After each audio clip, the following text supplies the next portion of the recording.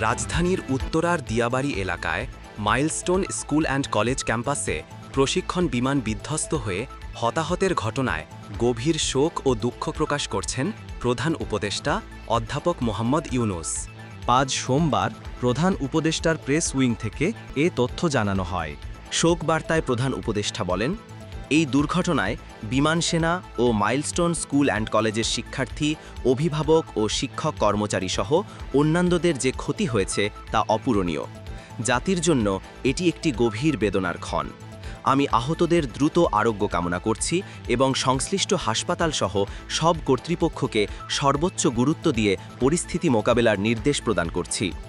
প্রধান উপদেষ্টা বলেন, সরকার দুর্ঘটনার কারণ অনুসন্ধানে প্রয়োজনীয় ব্যবস্থা গ্রহণ করবে এবং সব ধরনের সহায়তা নিশ্চিত করবে।